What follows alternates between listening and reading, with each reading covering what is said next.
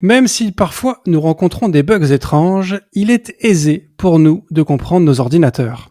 Mais pour la machine, comprendre un être humain, ce n'est pas la même limonade. Nous avons mis en place beaucoup d'interfaces avec des boutons prédéfinis, mais il a fallu un petit moment avant de permettre aux utilisateurs simplement de parler à la machine. Et c'est ainsi que le NLP a fait son entrée dans le game. Mais alors, faut-il forcément passer au NLP? Le fait-on avec des API, une lib ou à la main? Et surtout, programmer les humains ne serait-il pas au final beaucoup plus simple? Pour répondre à ces questions de compréhension, je ne reçois pas R2D2, mais il s'y connaît en discussion de robots. Yanis, bonjour. Bonjour. Cosa Vostra. Jarvis, drop my needle.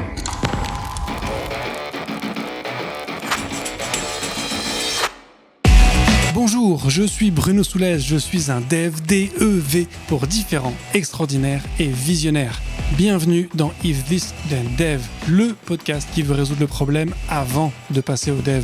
Chaque semaine, je recevrai un expert pour décoder un sujet ou une tendance de notre formidable métier d'artisan du numérique. Sans en faire un tuto, nous parlerons d'une techno ou de notre quotidien de dev. Une discussion sans boucle, sans condition, mais compilée, afin d'en comprendre tous les éléments avant de passer au dev. Ce podcast est une production Cosa Vostra, où nous codons comme nous accompagnons nos clients, en étant différents, extraordinaires et visionnaires. Alors Yanis, est-ce que tu pourrais te présenter pour les gens qui ne te connaîtraient peut-être pas? Alors, je suis Yanis Karjala, je suis CTO chez iData. Et donc, chez iData, on est un logiciel qui permet de créer des chatbots et des callbots en no-code. En no-code, ça c'est cool. Bon, le no-code, c'est un peu le buzzword du moment à la mode. Moi, je suis devenu un grand fan du no-code, même si j'anime un podcast sur le dev. Mais du coup, forcément, ça me chatouille l'oreille. Un autre mot qui me chatouille l'oreille, tu as évoqué, vous étiez un logiciel. Pour moi, il y a une imagerie un peu ancienne du logiciel qu'on installe avec un CD-ROM sur un CD.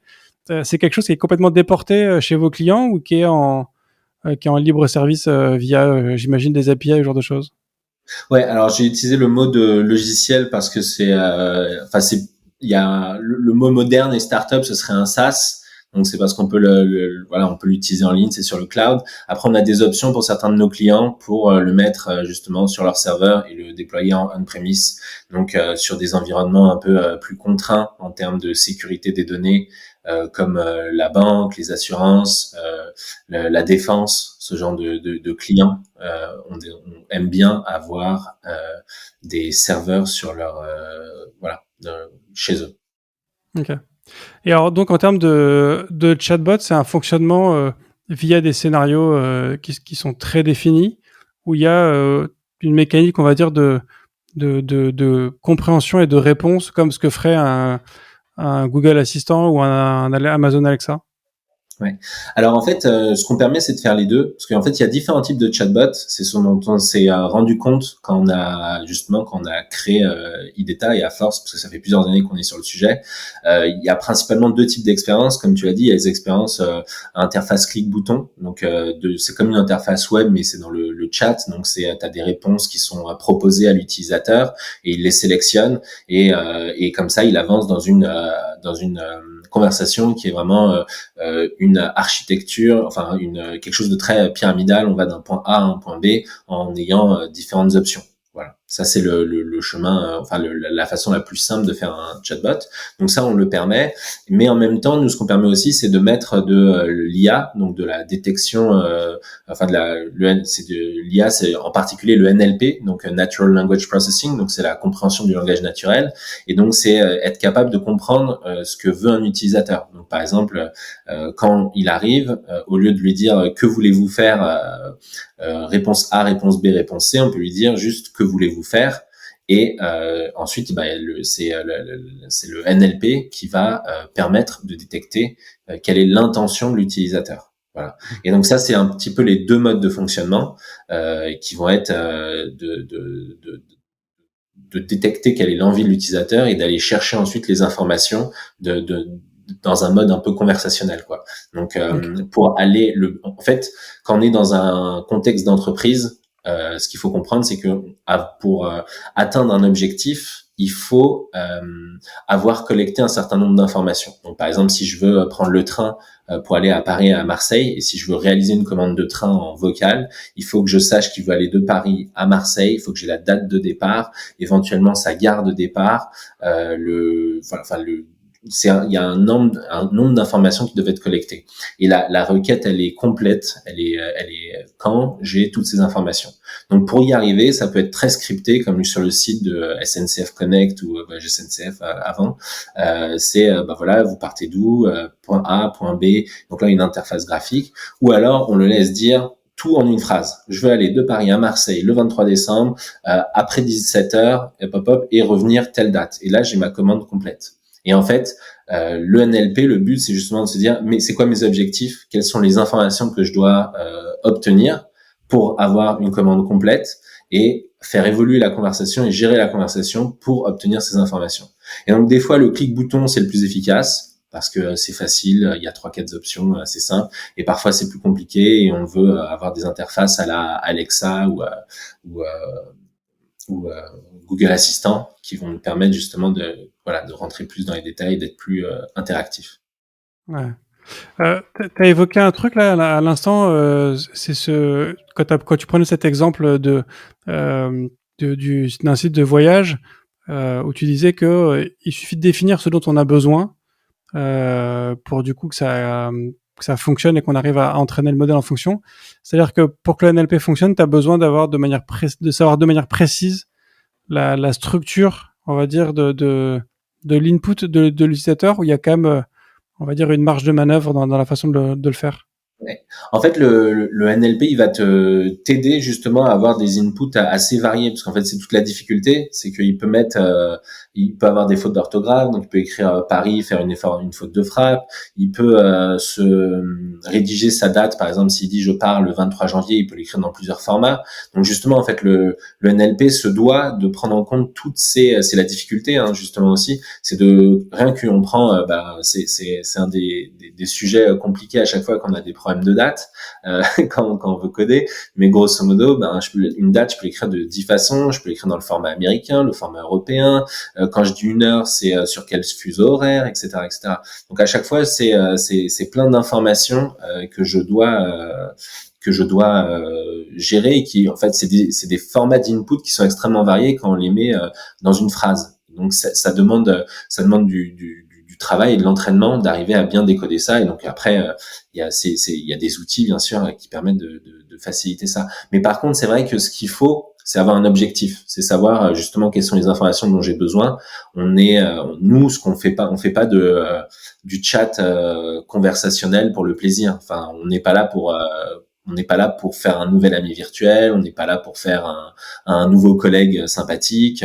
Voilà, on va détecter que si tu veux faire une blague, on peut te ressortir une blague, oui, mais c'est tout, et ça sera relativement justement scripté. Nous, on a vraiment des applications business, dans le sens où il y a un point de départ et un objectif, il y a une cible, et ça c'est ce qui est différent. Et du coup, sur chaque scénario, en fait, on définit une cible du coup du scénario, ou comment ça se passe? Alors en fait, nous, la façon dont ça fonctionne, c'est l'idée de la cible, c'est plus quelque chose dont tu as besoin pour bien paramétrer ton chatbot. C'est-à-dire que tu dois savoir quand tu veux mettre un chatbot sur ton site, c'est quel est l'objectif. Donc c'est souvent un chatbot, c'est un outil d'automatisation des conversations. Donc ça veut dire souvent qu'il y a trop de flux de données, trop de flux de conversations, trop de requêtes ou trop de requêtes répétitives. Ou par exemple, des fois c'est 20, 30 requêtes par semaine, toujours sur le même sujet, et on veut les adresser à 80-90% de façon automatisée. Ça c'est faisable par un chatbot. Donc il faut vraiment le voir comme un outil d'automatisation. Donc maintenant, je sais que j'ai toutes ces requêtes-là, j'ai ces thématiques-là. Comment est-ce que je fais pour traiter toutes ces thématiques et amener mon client ou la personne qui m'a posé une question ou du point A qui est un questionnement ou un problème non résolu à un point B qui est problème résolu et sans intervention humaine possiblement. Ou alors escalade. Voilà, escalade à l'humain dans les 10% qui rentrent pas dans les cases ou qui sont pas justement pas dans la catégorie automatisation, mais qui sont des problèmes un peu plus rares, quoi. Ok. Et du coup, j'imagine que comme la réponse entre guillemets se trouve dans un ensemble de bases de données du client, l'objectif en général, c'est d'apporter une solution qui vient de ces endroits-là ou d'amener une conversion d'achat, j'imagine, sur ce genre de choses. C'est ça. Alors, en fait, il y a deux cas principaux, entre guillemets. Il y a tous les cas qui sont support. Donc, un chatbot, ça peut faire beaucoup de support au sens large. Donc, ça peut être du support RH. Donc, combien de congés il me reste. Ça peut être du support IT. J'ai un problème avec tel logiciel. Comment on fait ça sur Google Sheets, ou comment on fait ça sur Salesforce, comment on fait ça sur HubSpot. Et donc, c'est la base de données client. On apporte justement la réponse. On pointe vers la réponse grâce à la base de connaissances de l'entreprise, quoi. Comme ça, on n'a pas besoin de chercher. Donc ça, c'est vraiment toutes les problématiques support. Donc, j'ai une question et j'apporte une réponse. Et donc effectivement, par exemple dans le cas du support RH, on peut utiliser une API pour aller se connecter après, aller chercher justement l'ID du client, aller récupérer combien de jours de congé il lui reste. Donc ça, c'est la base de connaissances. À chaque fois, on se connecte à une base de connaissances pour apporter la réponse la plus précise. Voilà. Donc ça, c'est le cas support. Et dans le cas e-commerce, au contraire, ça va être plus je cherche quelque chose. Donc ça va être soit je cherche un produit. Donc là, on peut lui proposer. Et donc on a pas mal de cas d'usage où justement, il faut répondre à la question, lui proposer de nouveaux produits. Et donc ça va être quelque chose qu'on va justement être capable de mettre en place, de dire je cherche ça, j'ai envie de ça, mais de façon conversationnelle. Et de la même façon, pour ce qui est e-commerce, ça va être beaucoup de support sur je veux renvoyer mon produit que j'ai acheté, comment ça se passe, ce genre de choses, quoi. Donc c'est plein de, enfin c'est un petit peu les deux côtés, quoi. D'un côté l'acquisition de lead entre guillemets et de l'autre côté le support. Je vois. Dans cette notion aussi de chatbot, moi j'aime bien creuser sur les sujets pour essayer de voir un peu les différentes difficultés ou complexités, on va dire, qu'il peut y avoir sur les sujets. Est-ce que quand on ajoute, si on franchit le step par exemple d'un Google Assistant ou d'un Alexa, est-ce que cette intégration de la voix, est-ce que du coup c'est un simple voice to text qui paraît assez simple aujourd'hui de la traduction d'une parole vers du texte, et après le NLP pour prendre la relève? Ou est-ce que le fait de laisser les gens parler, ça ajoute une complexité dans la structure des phrases, dans le vocabulaire qui est choisi, qui ajoute une complexité au NLP que t'as pas quand tu mets une saisie purement textuelle? Ouais. En fait, c'est une très bonne question et c'est une des principales, c'est une des grosses difficultés du vocal.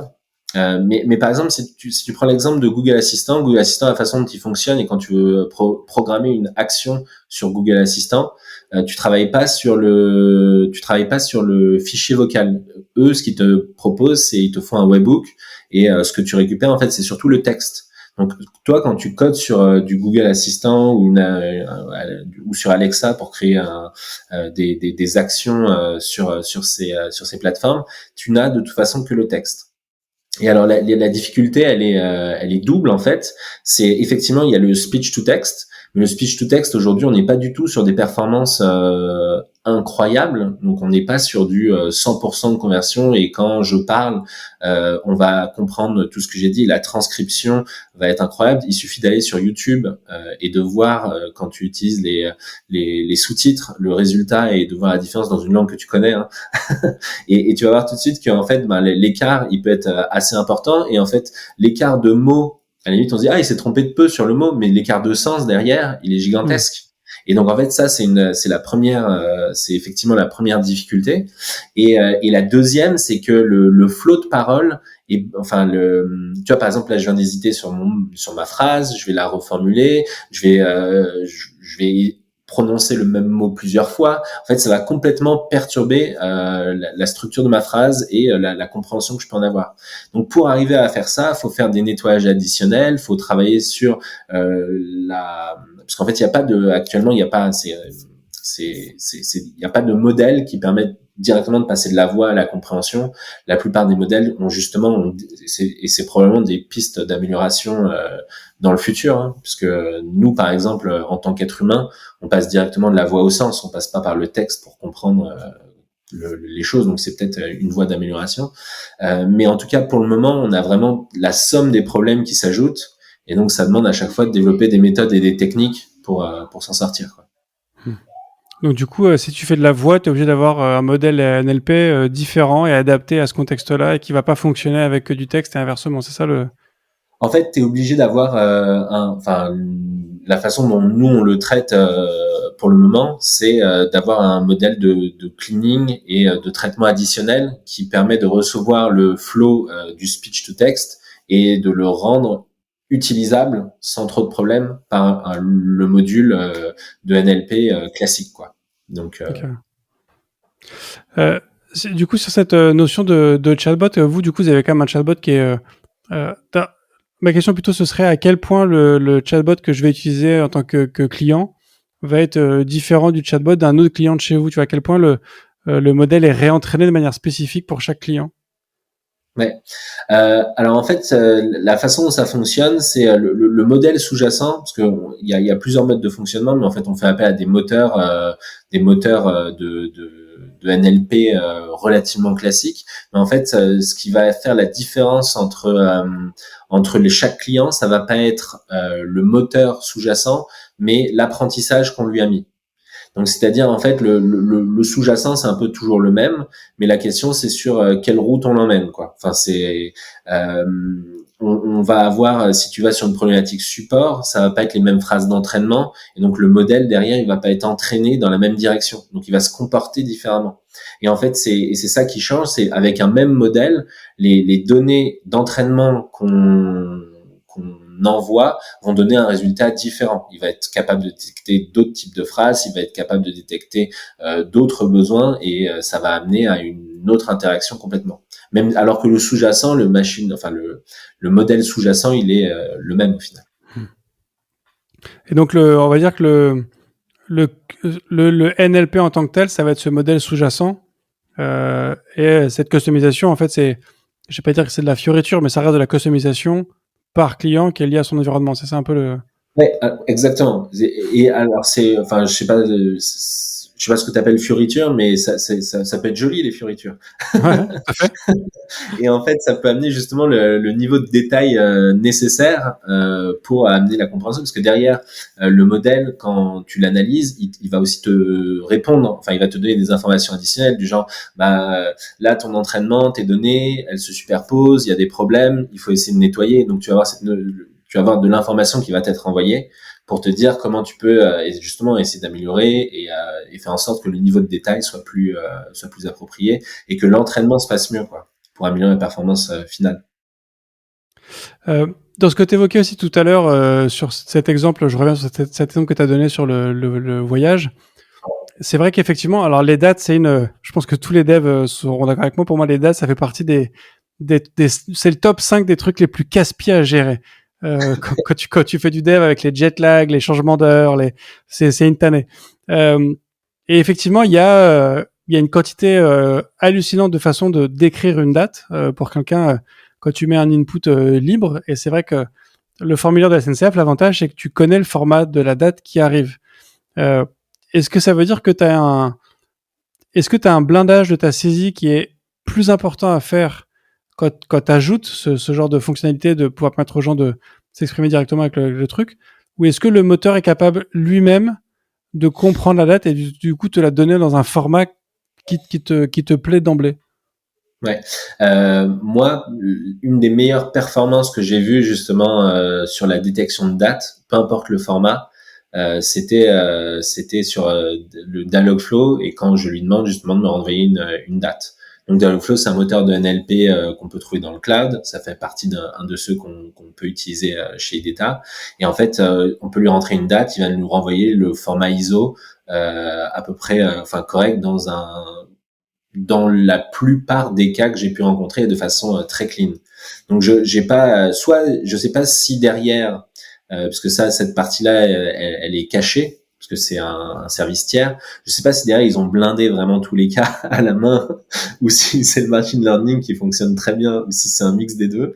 Mais en tout cas, moi j'ai trouvé que dans la plupart des cas, il était quand même très très bon. Je pouvais lui mettre en fonction, parce qu'en fait en fonction de l'endroit où on est, il prend en compte des paramètres comme l'adresse IP, parce que si je suis il peut prendre ça en compte. Et donc, en fonction de où je suis, de la zone géographique d'où je fais l'appel, etc., il va pas m'envoyer le même. Donc, j'ai trouvé que c'était plutôt bien fait et sans que ce soit une tannée. Voilà. Donc, après, c'est pas toujours pratique à utiliser en production, mais c'était juste pour répondre à ta question de façon sur la détection des différents formats de date. Ça peut être pas mal du tout, en fait. Et alors du coup, est-ce que vous avez cette mécanique du coup de blinder très fortement toute la saisie pour justement éviter tous les use cases, ou est-ce qu'au final, avec un moteur NLP qui est bien fait, en fait, t'as quand même une donnée qui est quand même très structurée? Alors en fait, tu peux agir à plusieurs niveaux pour essayer de blinder. C'est-à-dire qu'en fait, tu vas définir, par exemple, quand tu fais tes formats de dates, par exemple, mais les dates c'est un sujet compliqué, mais ça peut être justement des produits, ça peut être ce genre de choses, et c'est ce qu'on appelle des entités. Les entités, par exemple, si je dis je veux acheter une pomme, l'intention c'est une intention d'achat. On sait que l'utilisateur il va acheter quelque chose, et l'entité ça va être justement la pomme. La pomme, ça peut être une autre entité, ça va être le t-shirt, etc. Donc ça va être des fruits, des voitures, etc. Ça, c'est les entités, c'est ce qui spécifie la requête de l'utilisateur. Et en fait, c'est là, sur ces entités, qu'on peut rajouter pas mal d'infos et qu'on peut essayer de faire du blindage. Et on peut rajouter, plus on va rajouter d'options, de renseignements, on peut importer des CSV, on peut faire en sorte que vraiment d'aller plus dans le détail et d'avoir vraiment tout ce qui peut être un peu dit pour que vraiment mon entité elle soit bien définie et qu'on y mette tout ce qu'il a défini, quoi. Donc c'est des synonymes, voilà, tout un ensemble d'informations qui va faire qu'on va détecter ces entités. Et voilà. Et ça c'est bien pour améliorer la performance et la détection de ces informations. Et après en fait c'est surtout là-dessus que va se jouer la performance et le temps qu'on va mettre à essayer de donner des bonnes infos, des synonymes additionnels. Voilà. Et au fur et à mesure aussi que le chatbot vit, on va voir aussi ce que les gens demandent, la façon dont ils s'expriment avec lui. Et c'est ça aussi qui va nous permettre de fine-tuner au fur et à mesure du temps et d'améliorer le comportement du chatbot. Et du coup, c'est tous ces synonymes qui permettent de définir une entité. J'imagine qu'ils s'ajoutent au fur et à mesure de la vie de l'entraînement du bot. Ouais, tout à fait, c'est ça. En fait, au fur et à mesure de la vie du bot, on se rend compte, justement, il y a des formulations auxquelles on n'avait pas pensé au début. Il y a que ce soit sur la façon d'exprimer une intention. Donc, si on peut dire la même chose de différentes façons. Donc, ça peut être je veux acheter une pomme, j'aimerais une pomme s'il vous plaît. Donc, tout ça, et en fait, tu vas toujours. Au début, tu vas commencer avec une dizaine de phrases d'exemple qui vont te venir à l'esprit, mais les utilisateurs, au final, ils vont toujours être assez créatifs. Et donc, dès que tu vas leur laisser la boîte de dialogue un peu libre, ils vont trouver une autre formulation, une autre façon de faire. Et donc après, le logiciel permet justement de réaffecter les phrases d'exemple et de faire progresser le chatbot au fur et à mesure. Alors, j'imagine que pas mal de devs sont comme moi, mais j'imagine que, en tout cas, je pense que c'est pour ça que je suis comme ça, mais quand on est dev, on est habitué de faire des requêtes SQL ou sur différents schémas de données existants. Et du coup, on a une façon de structurer l'information et notamment de structurer aussi nos recherches. Et je sais que moi, que quand je tape une recherche sur Google, c'est très différent de la façon dont quelqu'un qui n'est pas développeur ou développeuse va faire une recherche sur Google. Tu vois, il y a une façon les mots-clés que je vais choisir pour faire ma recherche, il n'y a pas justement cette structure de phrase et compagnie. Quand je suis face à un chatbot, j'ai tendance aussi à utiliser les mêmes principes. Est-ce qu'au final, quand tu as cette mécanique très dev de t'adresser à un chatbot avec vraiment que des mots-clés, est-ce que c'est moins efficace du coup pour le chatbot parce qu'il manque justement les intentions, les verbes, les actions et donc toute cette volonté, ce contexte qui permet à un chatbot de mieux comprendre ce qui se passe? Alors en fait, si le chatbot est simple, effectivement, ça va pas trop influer. C'est-à-dire que s'il gère 3-4 intentions, le but c'est voilà, un chatbot qui gère une quantité d'informations limitée, ça va avoir un peu d'impact, surtout si au moment où tu fais l'entraînement, tu prévois justement le fait que quelqu'un puisse, par exemple nous, on a un chatbot, si tu vas sur notre site, tu peux essayer de taper pricing, normalement il te ramène directement à la page pricing.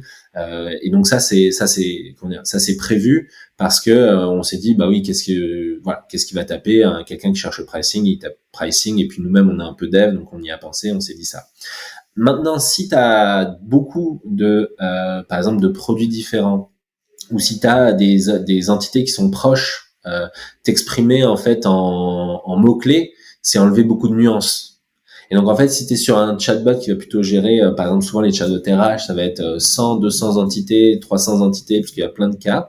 En fait, si tu mets paye, en fait, si tu parles de paye en RH, c'est à peu près 30 à 40% des intents parlent de ce sujet.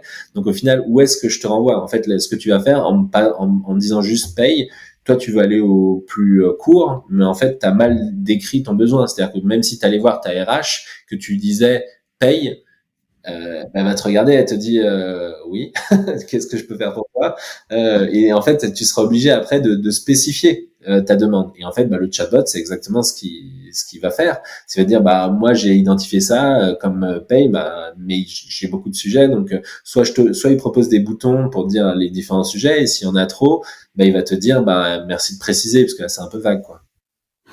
Je vois. Alors on va dire que tu m'as convaincu. Il faut que je fasse du NLP sur mon service. Du coup, je commence par où? C'est quoi la première étape si je veux ajouter cette notion de chat sur un site? Alors, tu te prends un compte chez nous, chez Ideta. Ouais. Donc alors ça dépend. En fait, il y a plusieurs approches. Donc nous, par exemple, nous on a une approche no code. Donc c'est par exemple, si tu veux te mettre un chat sur ton site internet, on va te permettre de mettre une chatbox ou une pleine page où tu vas pouvoir programmer ton chatbot. Donc ça c'est une des fonctionnalités, mais ça correspond pas à tous les besoins. Si tu es sur des problématiques plus complexes, il y a des API qui existent aussi. Donc parfois on en utilise certaines. Donc j'avais mentionné Dialogflow de Google. Il y a l'équivalent chez Amazon avec Alexa. Va y avoir du open source avec Rasa. Va y avoir plein d'options pour essayer de retrouver justement le moteur de NLP dont on parlait tout à l'heure, qui est celui que je vais utiliser et grâce auquel je vais faire mon entraînement. Donc, en fait, ça dépend. Le choix d'utiliser l'un ou l'autre dépend énormément des contraintes métiers associées au projet, quoi. Ça, c'est évident. Si on est sur, on veut aller vite, on veut que ça marche. On est sur des volumes de données importants. On va aller sur des solutions no code, puisque l'idée c'est d'aller directement à la solution. Si par contre on sent que c'est vraiment une problématique, ça va être le cœur du métier futur. Donc par exemple il y a des chatbots j'ai vu des cas de chatbots dans le légal. Dans la legal tech, où justement je vais poser une question à un chatbot qui va m'apporter la réponse. Là, les corpus de texte, c'est des corpus de loi, il faut les entraîner de façon un peu spécifique et tout. Donc faut regarder différemment. En fait, ça dépend vraiment de l'objectif qu'on veut avoir. Et donc si on veut les entraîner différemment, faut peut-être aller vers des solutions plus open source pour pouvoir modifier l'entraînement, modifier le corpus, etc., etc. Mais donc chaque problème, chaque cas d'usage a un petit peu sa solution. Et il y a énormément de choses aujourd'hui qui sont disponibles sur le marché. Et donc ce serait vraiment, je pense que ça sert. C'est pas forcément le bon endroit pour. On ne va pas avoir assez de temps pour aborder tous les cas d'usage possibles et tous les scénarios possibles. Mais en fait, il faut vraiment bien se renseigner et se dire c'est quoi mon besoin. Et je pense qu'il y a tellement de choses que il y a pas forcément. Il y a à part si c'est vraiment le cœur de métier de l'entreprise, il n'y a pas besoin de réinventer la roue. Il y a forcément soit une solution de code, soit un framework, soit quelque chose qui va matcher le besoin. Ça, ce serait ma recommandation, c'est regardez, faites un peu votre étude de marché avant de vous lancer bille en tête dans du dev. Et est-ce que tu as des libs peut-être à recommander ou des frameworks à recommander qui permettent déjà d'avoir une première grosse brique importante Ouais, bah encore une fois, ça dépend du niveau, mais j'en ai mentionné quelques-unes déjà. Une librairie pour utiliser une API directement. Donc nous, par exemple, on s'interface aussi avec celle-là pour avoir encore moins de code à faire sur cette librairie-là. C'est Dialogflow de Google, par exemple. Donc là, c'est vraiment une API. On peut faire des appels à API. On envoie notre texte et il va essayer sur la base de l'entraînement qu'on a fait dedans, il va nous renvoyer les intentions, les entités, etc. Donc ça marche très bien.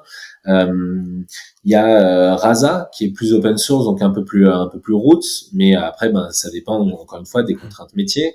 Et après, alors là, si on veut faire des choses plus exotiques et plus ésotériques, j'ai vu des trucs, des gens qui font des générateurs d'articles de blog. Là, ils vont faire du GPT-3, ils vont faire du TensorFlow, ils vont faire. Donc après, voilà, il y a des niveaux de détail. Enfin, c'est un des la compréhension du langage, c'est un des sujets les plus complexes en IA. Donc aujourd'hui, on est très loin d'avoir résolu 100% des sujets. On en est à un niveau suffisant pour que ça ait eu des applications réelles dans l'industrie. Donc, on a de plus en plus, ça apporte de la valeur, ça crée de la valeur. C'est là où on en est. Après, on est loin d'avoir solutionné l'ensemble des cas d'usage et où on puisse dire, vas-y, utilise cette ligne-là, c'est la ligne magique. Aujourd'hui, on est vraiment il y a beaucoup d'ingénierie quand on veut avoir des résultats très spécifiques sur les librairies. T'as lâché de manière assez anodine un exemple. T'as dit à des gens qui font des résumés de blogs, c'est ça que t'as un truc dans ce style-là, je crois, de la génération de blogs, Ouais. d'articles. Est-ce que les moteurs de NLP, tu vois, j'aurais pensé que la compréhension d'une phrase exprimée par un être humain, c'est pas les mêmes problématiques que l'écriture d'une phrase et notamment d'une histoire ou d'un article structuré de manière à ce que ce soit compréhensible. Mais du coup, de ce que je comprends de ce que tu dis, c'est qu'en fait, au final, avec le même outil, tu peux faire aussi bien de la compréhension, du coup, de l'input que de l'output de texte. Alors c'est pas forcément le même outil. Il y a des librairies qui permettent de le faire. Donc je me suis pas forcément bien exprimé, mais c'est juste que dans le champ de l'analyse du texte, le NLP, il y a deux composantes principales. C'est le Natural Language Understanding, donc c'est comprendre ce que dit l'utilisateur, et il y a le Natural Language Processing qui est justement d'être capable de générer une réponse sans qu'elle soit écrite quelque part. C'est-à-dire que c'est pas par exemple, c'est pas je choisis la réponse parmi dans ma base de données, etc. C'est vraiment je suis capable de générer une réponse. Donc ça c'est la nuance entre les deux. Et en fait dans les gens qui font ça, donc ça se base sur quelque chose un algo de OpenAI qui est un gros je sais pas si tu vois, mais c'est une organisation qui fait beaucoup pour l'IA en libre service, l'IA en open source pardon, et qui est financé par Elon Musk, etc.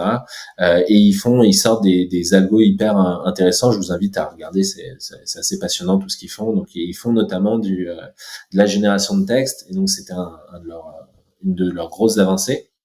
Mais en fait, pour répondre à ta question de façon plus focus, en fait, le fait de comprendre et d'être capable de générer du texte, au final, les thématiques sous-jacentes sont très proches.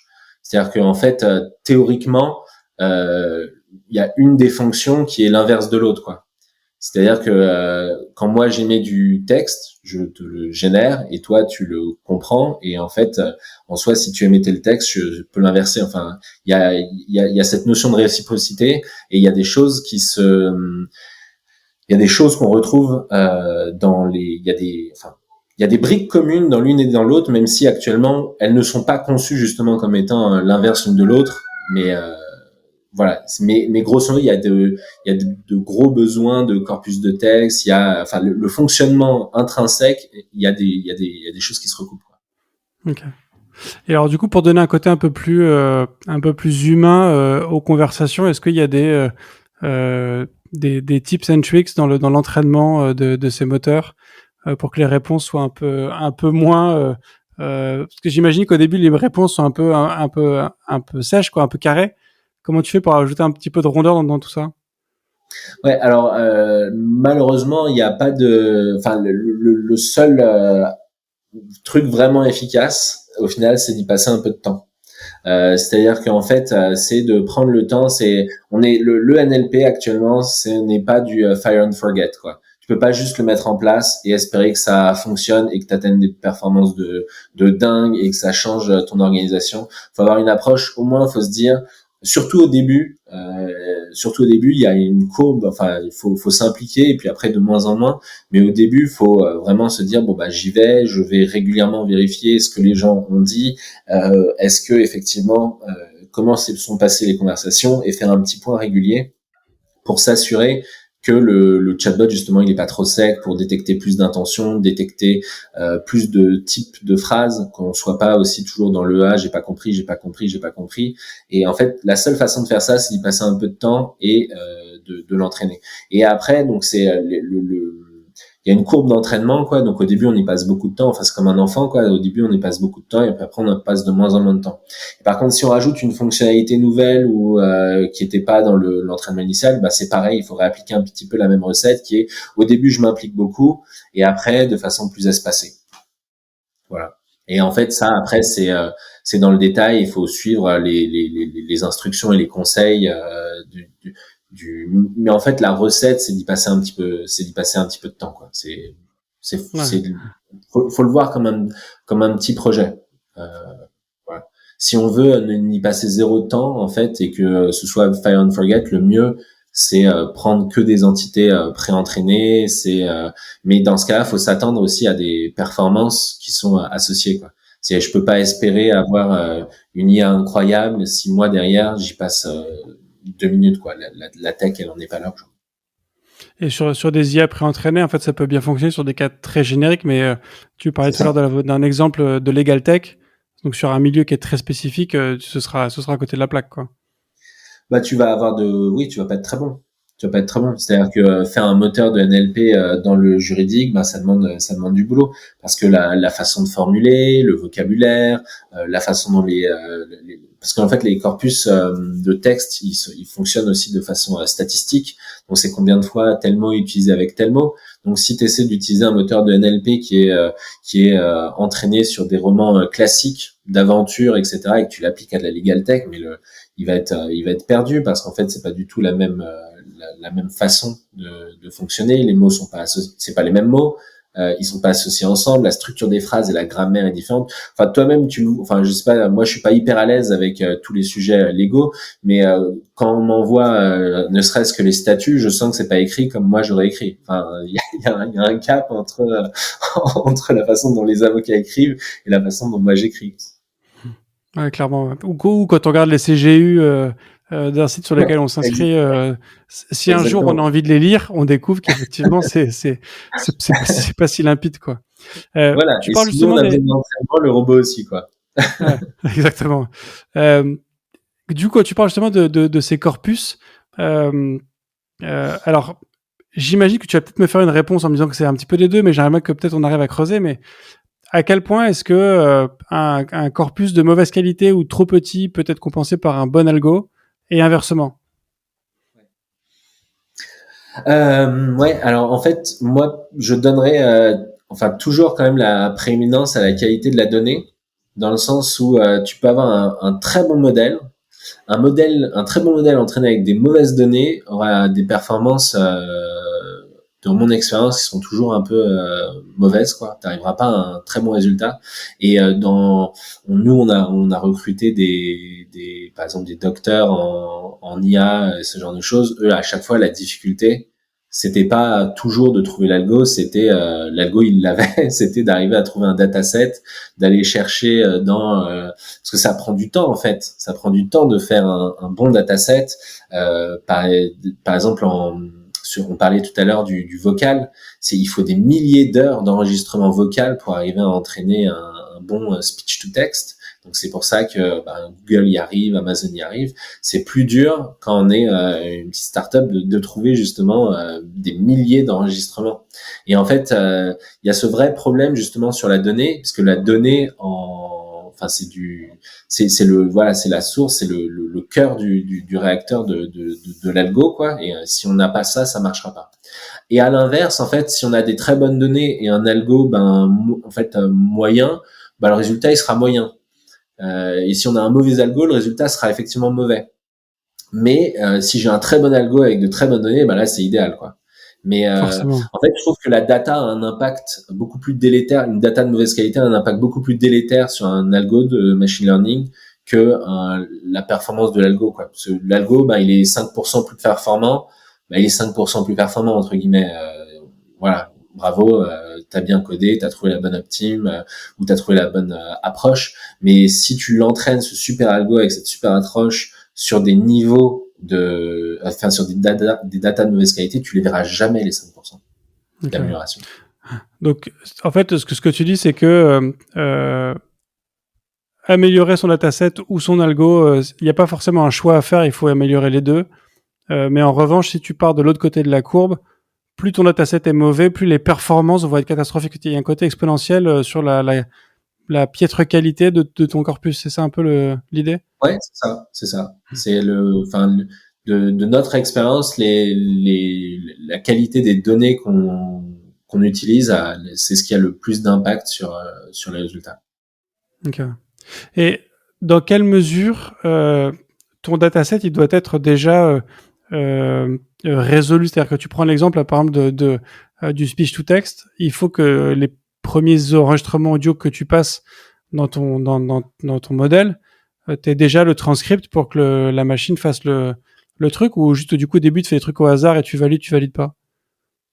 Alors ça dépend vraiment des types d'entraînement que tu fais.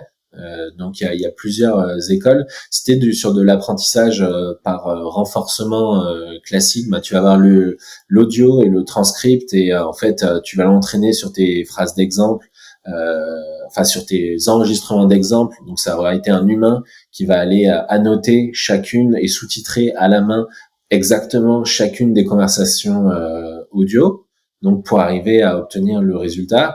Et après, donc ça c'est ce qui actuellement marche. Enfin c'est long, c'est compliqué, mais ça marche plutôt pas mal. Enfin on sait le faire bien. Et donc ça c'est de l'apprentissage supervisé. Et après il y a l'apprentissage non supervisé où ça va être donc c'est ce qui essaie de faire pas mal avec plus ou moins de succès, pas mal de boîtes de la tech. Donc ça va être par exemple Google, ça va être justement de se dire je mets j'écoute l'audio et le modèle va trouver un peu de lui-même ce que ça veut dire en fonction de non pas le transcript, mais de la façon dont s'est déroulée la conversation, si elle a atteint un succès, en fonction de la réponse qu'a donnée la personne, etc., etc. Donc c'est deux choses, c'est deux fonctionnements un peu différents, où on va regarder non plus juste la transcription et la qualité de la transcription, mais moi si ma transcription elle fonctionne avec ce texte-là, si moi je comprends ça et que je le passe dans le même modèle, est-ce que ça donne la même chose une fois que je l'ai transcrit? Il y a plein de fonctionnements, mais donc en fait à chaque fois faut trouver la façon de faire en sorte que ce soit pas supervisé, mais qu'il y ait quand même une boucle d'apprentissage. Et c'est ça qui est un peu compliqué sur l'apprentissage non supervisé. Il faut trouver la façon de faire pour distinguer si c'est un succès ou pas, quoi. Et t'évoquais du coup aussi cette notion de conversation, parce que c'est vrai que quand tu parles avec un humain, l'humain naturellement il se souvient de ce que tu as dit 3 phrases avant. Enfin tu vois, il fait le lien entre les infos. Est-ce que de manière entre guillemets naturelle, un algo ou un modèle de NLP peut avoir cette notion d'historique, où du coup c'est à toi de rajouter à chaque appel en fait l'historique de la conversation qu'il y a pu avoir avant? Ouais. Ça dépend beaucoup des modèles. Les modèles actuels qui sont vraiment en production, par exemple si tu prends Dialogflow de Google, il va essayer de garder en mémoire un certain nombre de temps, il va essayer de garder un peu de contexte, mais la notion de contexte, elle est relativement vague. Elle est pas, parce qu'en fait, comme ils ont pas vraiment la compréhension exacte de ce que aujourd'hui, même s'il est capable de détecter ton intention, d'extraire tes entités, de savoir que tu veux acheter quelque chose, il comprend pas ce que ça veut dire. On n'est pas à un stade où sur ces algos-là, où tu as la compréhension exacte de ce que dit l'humain. Et donc il est pas capable, comme nous dans cette conversation, de comprendre. Il saisit des choses, il arrive à extraire de l'information, à classifier l'information, mais il est pas dans la compréhension réelle. Et à partir de ce moment-là, en fait, la notion de contexte et la notion, elle est aussi vague que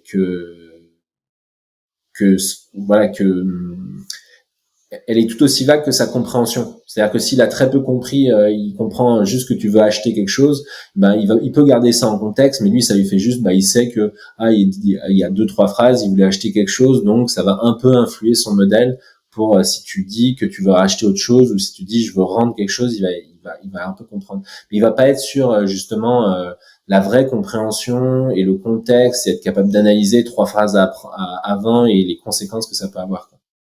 Ok. Donc on a encore du chemin à faire avant d'avoir des vraies conversations avec avec les bots. Du coup, j'imagine que de manière assez classique sur ces datasets, vous avez aussi un besoin de nettoyage des informations qui est assez fort avant de les passer dans vos modèles. Ouais.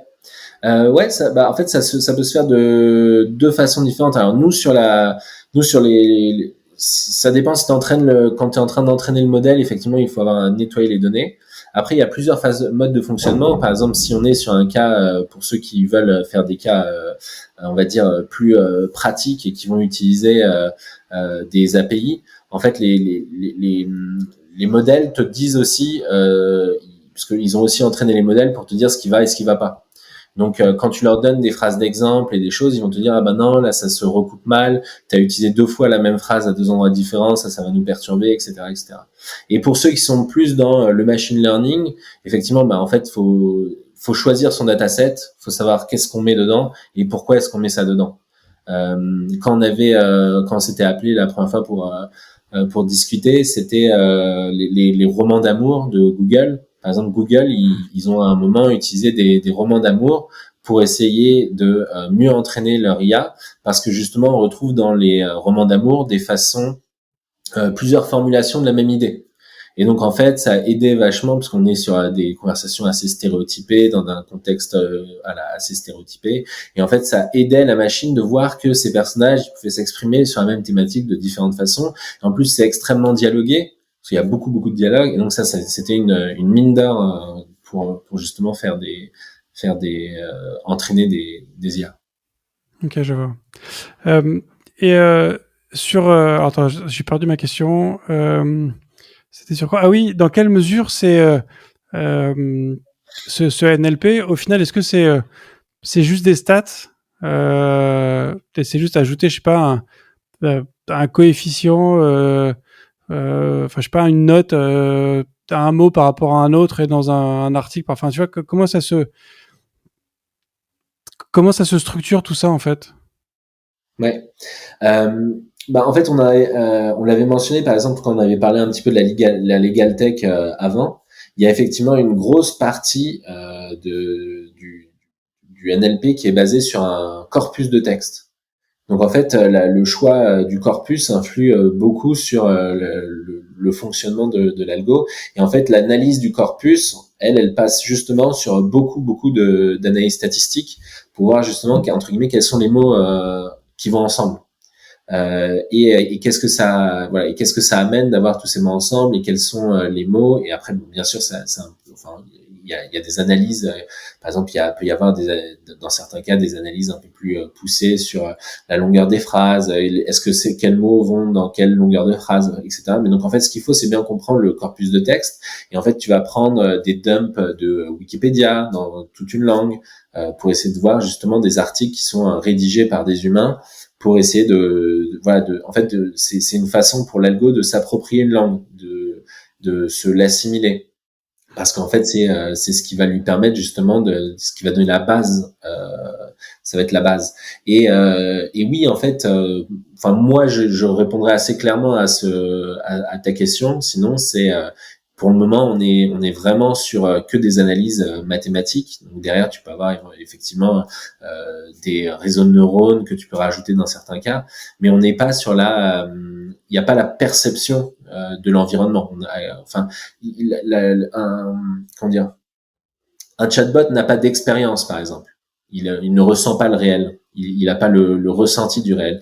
Et après, c'est un peu ma conviction, mais enfin, c'est le vrai débat en fait sur le sujet. Mais est-ce que tu peux vraiment parler avec et comprendre quelque chose que tu n'as pas ressenti? Si je te parle du coucher du soleil, mais et que je t'en fais une description que tu peux t'imaginer, est-ce que c'est le orange sur l'océan, tu peux peut-être t'évoquer, mais alors que ce sera pas forcément aussi clair dans ta tête que les images que t'as toi déjà d'un coucher de soleil et ce que ça représente vraiment en termes de sensations. Et au final, je pense que ce qui manque un petit peu au chatbot, c'est un petit peu justement de sensation et d'être capable de faire le lien entre le monde sensible et les mots. En fait, eux, ils ont l'approche vraiment juste beaucoup basée sur les mots, sur le corpus de texte, les mathématiques, comment les mots vont entre eux, et moins sur justement qu'est-ce que ça veut dire. Et actuellement, c'est pas on sait pas faire ça. Ouais. En fait, c'est le NLP au final. Alors, ce serait peut-être réducteur, mais est-ce qu'on pourrait dire que c'est presque une regex très évoluée? Tu vois que c'est pas forcément une compréhension en fait, mais c'est une capacité à découper une phrase en un ensemble d'éléments que tu arrives du coup à associer à des variables derrière, quoi. Alors actuellement, si tu insistes sur le très élaboré, j'aurais tendance à dire, j'aurais tendance à être assez d'accord sur la partie du NLP qui est utilisée de façon industrielle et que tu es capable d'utiliser de façon industrielle.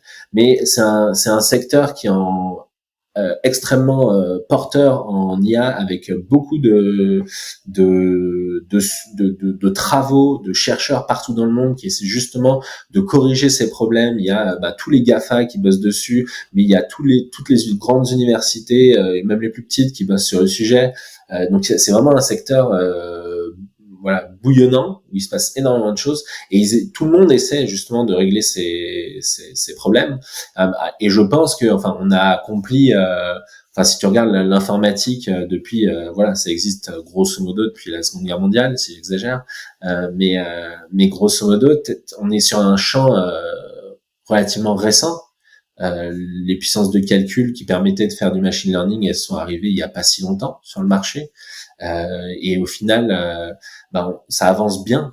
Donc, pour le moment, oui. Dans 5 ans, je ne sais pas. Dans 10 ans, encore moins.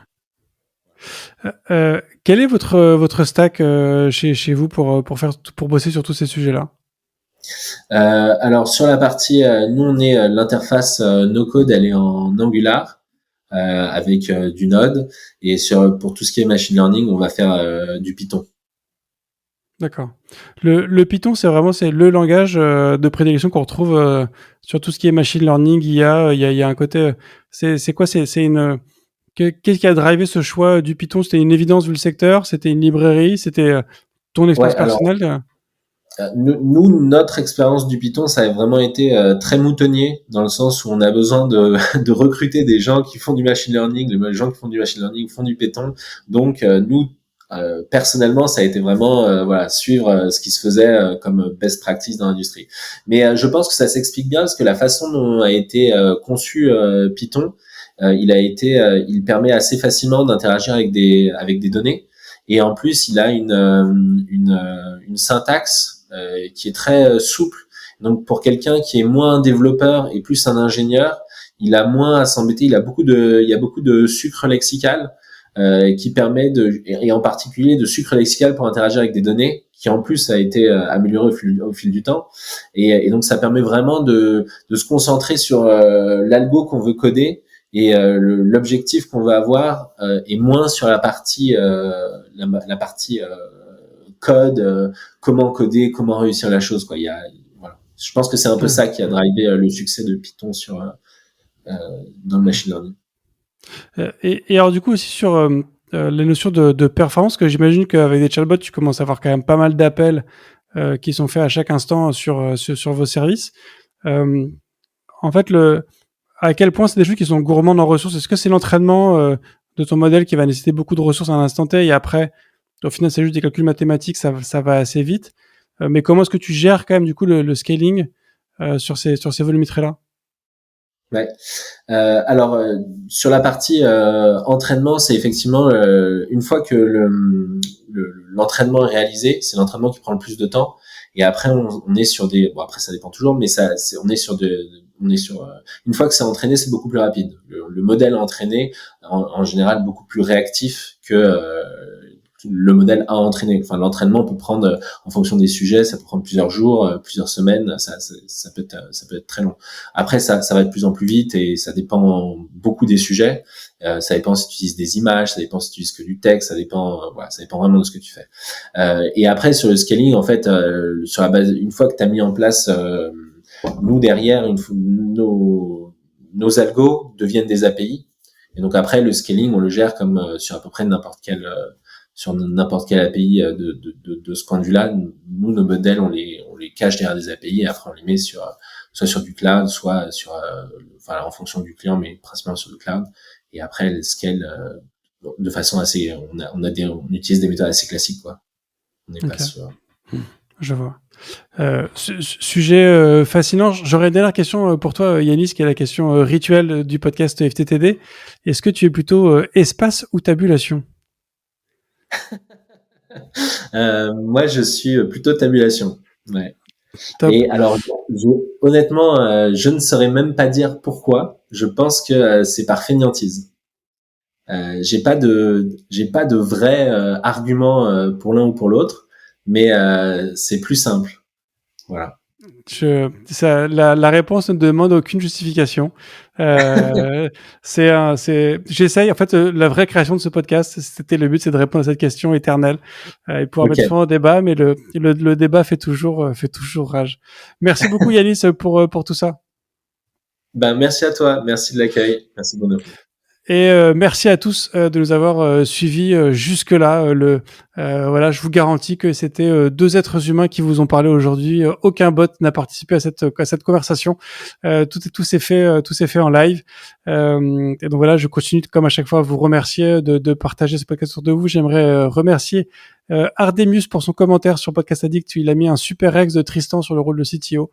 Le commentaire était il y a longtemps, mais je crois que j'en ai pas encore parlé. Donc voilà, je remercie. Merci Ardemius. Si vous voulez faire comme Ardemius, allez sur votre application de podcast préférée, mettez une note 5 étoiles et un petit commentaire. Vous pouvez aussi le retrouver sur le Discord, sur la boutique, sur le Patreon, sur Twitter, sur Instagram, sur LinkedIn, sur TikTok, je dû à peu près tous les faire. Enfin voilà, bref, trouvez votre plateforme. Il y a des fortes chances que je traîne quelque part dessus. Je vous remercie beaucoup. Je vous souhaite une excellente fin de semaine. Je vous dis à la semaine prochaine. Et d'ici là, codez bien. Merci d'avoir écouté cet épisode de If This Then Dev et merci à toute mon équipe de Cosa Vostra à la production de cet épisode. Merci aussi à Alan, Ada, Linus, Bill, Steve et Steve de nous avoir ramenés jusqu'ici. Si ce podcast vous a plu, committez-vous en vous abonnant, déployez-le autour de vous et vous pouvez aussi nous faire une petite code review en nous laissant 5 étoiles sur votre plateforme de podcast préférée. La conversation continue bien sûr avec vous sur Twitter, LinkedIn, Facebook, Instagram, chacun sa techno, @ifthisdendev ou @bibir, B-I-B-E-A-R. Vous retrouverez aussi tous nos épisodes sur notre site iftttd.io. Et enfin, si vous avez besoin d'une agence pour vous accompagner ou si vous souhaitez rejoindre une équipe tech passionnée et passionnante, écrivez-moi sur bruno@cosavostra.com. Merci à tous.